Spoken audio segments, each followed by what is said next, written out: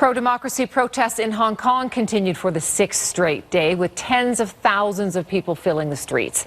And the democracy movement is spreading to cities around the world, including here in Calgary. Our Scott McLean is in Olympic Plaza tonight, where Calgarians are making some noise. Scott. Yeah, Tara, this rally is one of dozens planned in cities around the world. Demonstrators are wearing these yellow ribbons, and they're holding umbrellas, what's become known as a sign of the umbrella revolution. Now, protesters here or demonstrators here hope that rallies like this one will be an actual revolution, meaning universal suffrage in Hong Kong.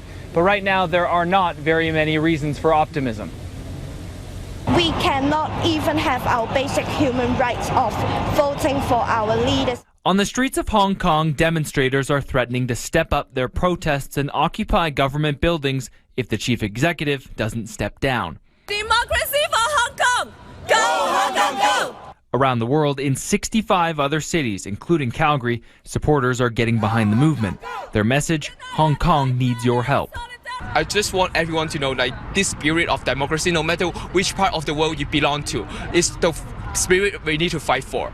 There is plenty of hope that the Chinese government will reconsider its proposal to vet candidates for Hong Kong's highest office and that everyone will get to vote.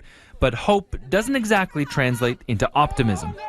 To be honest, I don't know if there will be change. We are not confident in the fight. Jesse Tong was born in Hong Kong and went to high school there. He's extremely supportive, but not entirely convinced. If you're actively challenging the government and then expecting them to just give in, I think it will look very bad on themselves, and so I don't think they'll allow that to happen. Well, my hope would be some sort of a grand compromise. Gordon Holden studies Chinese-Canadian relations at the University of Alberta.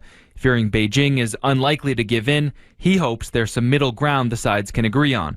If they can't, he thinks Beijing will simply wait it out.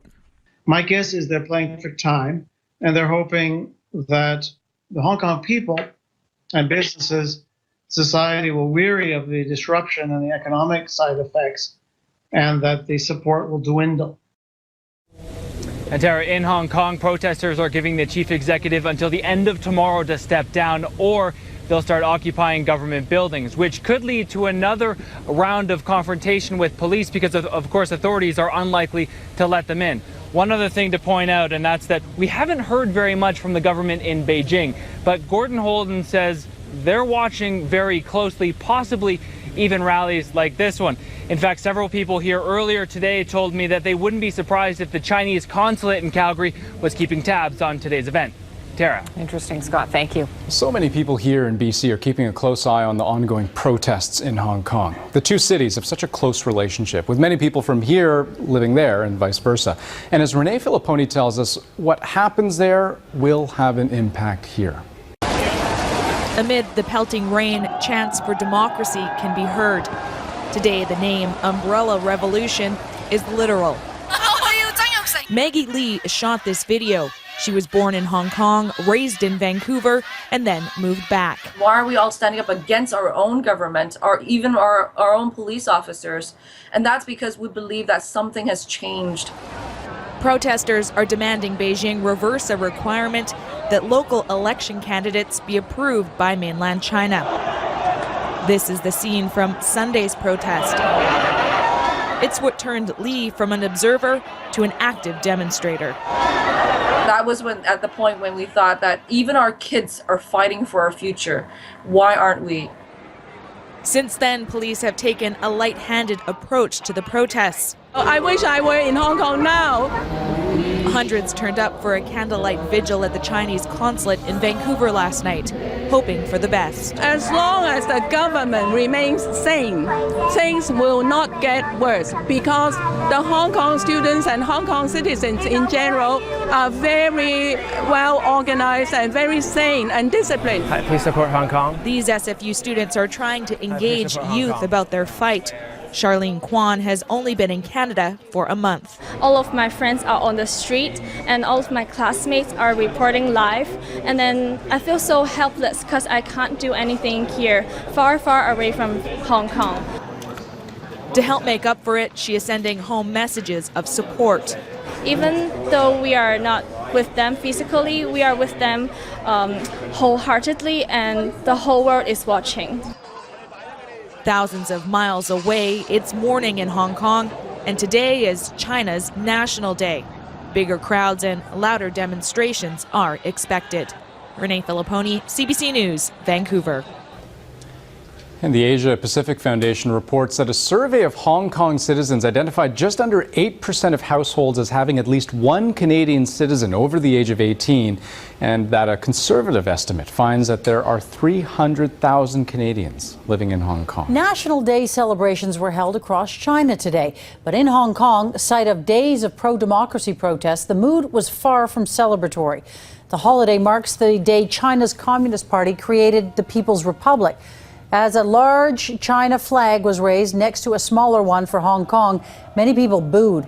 Street protesters have remained in a defiant standoff for days, demanding free elections and the resignation of Hong Kong's pro-Beijing leader. These demonstrations are being closely watched by some students in Ottawa.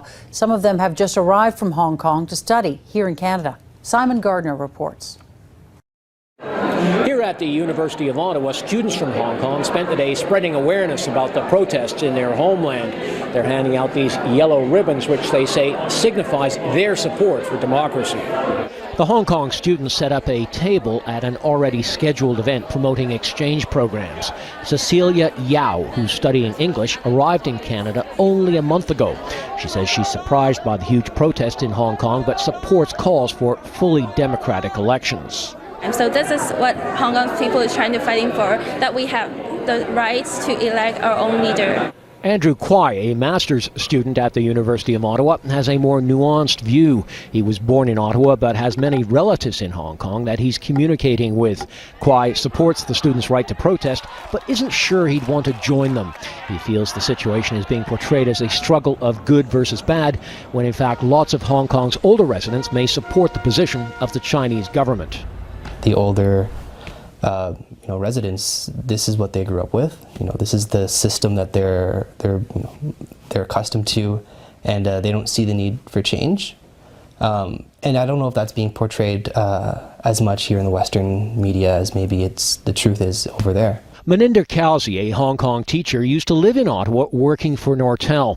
He joined the protests and agrees the full story isn't being well told. He says this is a battle against the status quo, where the older generation is determined to maintain wealth and power by controlling the political system.